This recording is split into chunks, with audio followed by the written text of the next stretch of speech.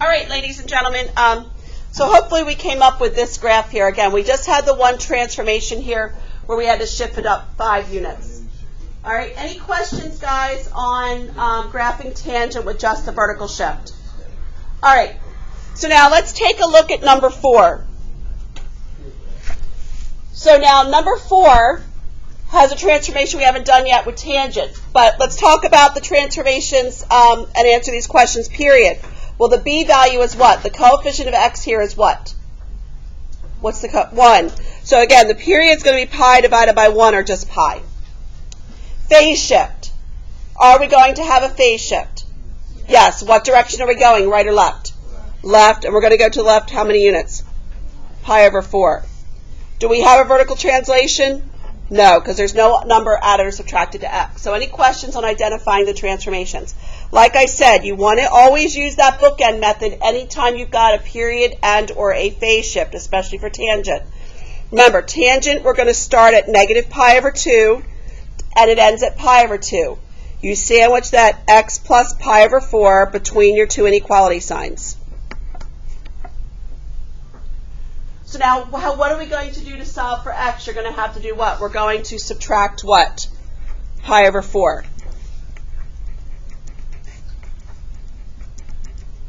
So now remember, you have to get a common denominator here. The common denominator is going to be 4. So I can rewrite negative pi over 2 as negative 2 pi over 4 minus pi over 4. So negative 2 pi over 4 minus pi over 4 is going to give me a negative 3 pi over 4. Less than x. Less than, again, pi over 2 I can rewrite as 2 pi over 4. So 2 pi over 4 minus pi over 4 is going to give me a pi over 4. So any questions on how I solve that particular inequality? So now I know where the cycle is going to start. It's going to start at negative 3 pi over 4, and it's going to end at pi over 4.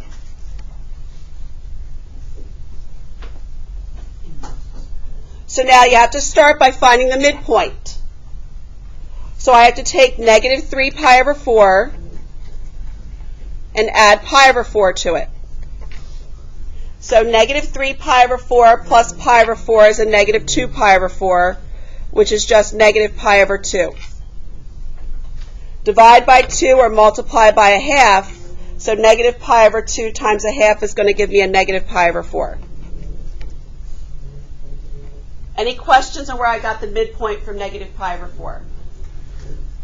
So now what's the midpoint between negative pi over 4 and positive pi over 4 going to be? That's just going to be a what? 0. So then I have to find the midpoint between negative 3 pi over 4 and negative pi over 4.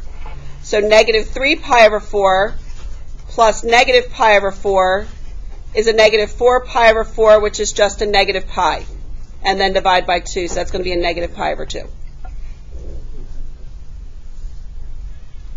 So any questions on where I got the divisions along the x-axis? Where's your baseline going to be for this problem? The baseline is going to be where? 0. Again, my a value is a 1, so I know the higher point will be 1 unit above, the lower point will be 1 unit below the x-axis. So most of this graph is going to be to the left of your y-axis. So I've got negative 3 pi over 4, negative pi over 2, negative pi over 4. Even with the phase shift, remember with tangent, what are we always going to start and end the cycle with? We're going to start and end your cycle with the vertical asymptotes. So we always start, remember, and end with those vertical asymptotes anytime you're graphing the cycle of tangent. There is no reflection, so at negative pi over 2, the first point will be 1 unit below the x-axis, and I'll be at negative 1. Then the midpoint is going to be a baseline point, so at negative pi over 4 it's 0. And then the third point will be 1 unit above the baseline, which is going to put you at 1. So here is your tangent curve with the phase shift. Okay? Any questions, guys, on graphing tangent with the phase shift? Again, a lot of it is very similar to what you did for sine and cosine, except those inequalities are going to be different. Instead of going from 0 to 2 pi, we're going from negative pi over 2 to pi over 2. Questions on 4? Let's take a look at number 5. Just like, just like sine and cosine, to identify the phase shift, what do we have x to have a coefficient of? X has to have a coefficient of 1. So what are we going to have to factor out here? We have to factor out a what? 2.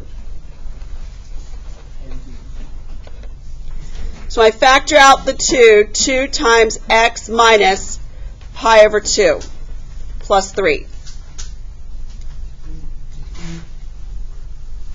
Now let's talk about the period. The period for tangent, remember, is pi divided by the b value. So the period in this case is going to be pi divided by what? Pi divided by 2. Phase shift. After you factor out the 2, look at the equation. What direction are we going to go, left or right? Right. And how many units to the right are we going to go? Pi over 2. Vertical translation. I'm going to take this graph and I'm going to shift it up 3. So any questions on identifying the transformations? Definitely want to do the bookend method here so you know exactly where to start and end this cycle. So again, it's going to go from negative pi over 2 less than, remember, it's still your bx minus c that has to go in between your inequality signs. So it's going to be 2 times x minus pi over 2 less than pi over 2.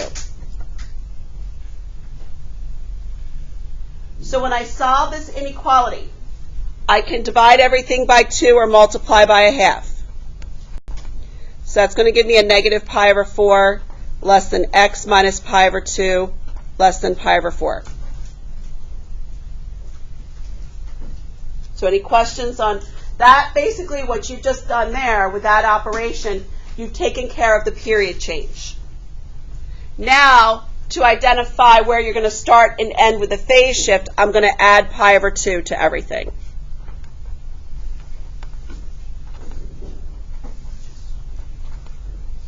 Again, you need to have a common denominator.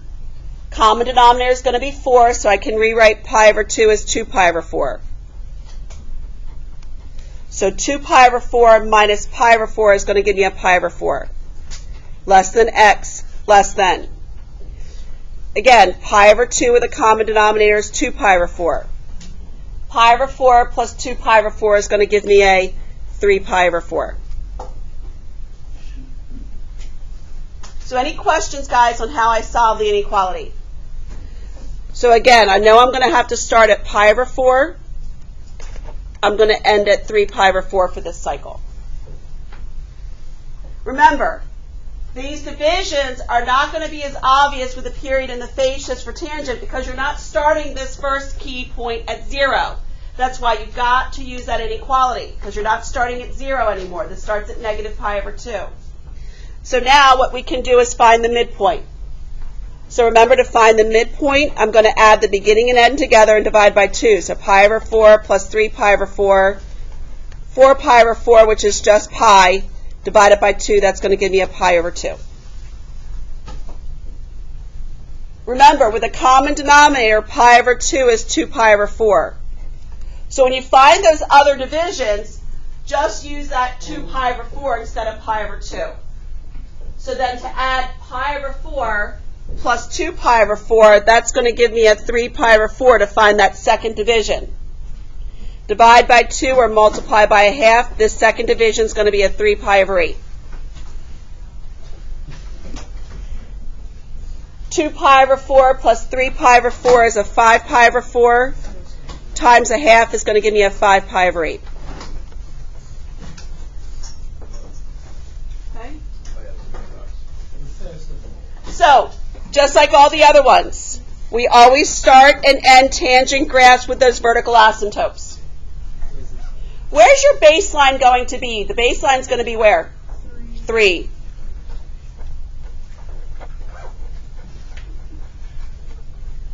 The A value is 1, so I know the higher point will be 1 unit above the baseline. The lower point will be 1 unit below the baseline. So I can start labeling my x-axis pi over 4, 3 pi over 8, pi over 2, 5 pi over 8, and then 3 pi over 4. Okay. So any questions, guys, on how I've labeled the x and the y-axis? Remember, you're starting and you're ending with vertical asymptotes. There is no reflection, so at 3 pi over 8, it's going to be 1 unit below the baseline. At pi over 2, it's going to be a baseline point. At 5 pi over 8, it's going to be 1 unit above. Remember, your graph gets really close to the vertical asymptotes without touching or crossing. So this will be 2, 3, and 4. Again, so my asymptotes are at x equals pi over 4 and x equals 3 pi over 4.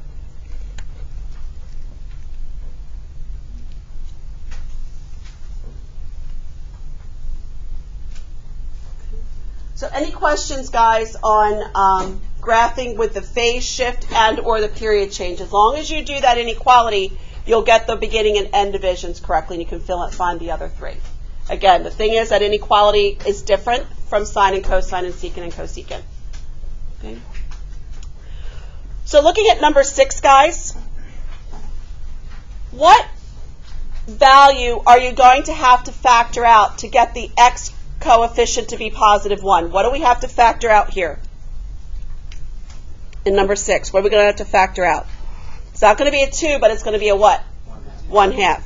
So negative 2 times the tangent of 1/2 times x minus, again, when I divide by a half, I'm multiplying by 2, so that's going to be a 2 pi plus 3.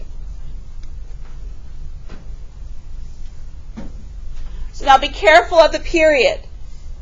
The period is going to be pi divided by a half. So what is this period actually going to turn out to be? This period is going to be pi divided by a half, which is going to be equivalent to what? 2 pi. We have a phase shift. Which direction are we going, left or right? To the right, how many units? 2 pi. Do we have a vertical translation? We have a vertical translation doing what? Going where? Up 3. So again, to figure out where this cycle is going to start and end, we're going to start the inequality from negative pi over 2. You have that 1/2 times x minus 2 pi less than pi over 2.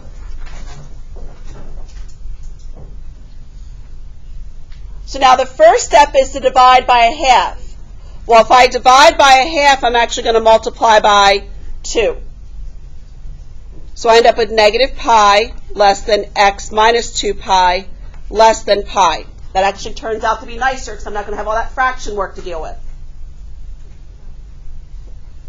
So now finally, what am I going to have to do to get x by itself? I'm going to do what? I'm going to add 2 pi to everything. So I end up with pi is less than x less than 3 pi. So there's my pi to 3 pi. Okay? Any questions, guys, on how I'm going to start or end, where I'm going to start or end this particular graph? You guys go ahead and finish it for me. Go ahead and finish finding the other 3 divisions and coming up with a graph.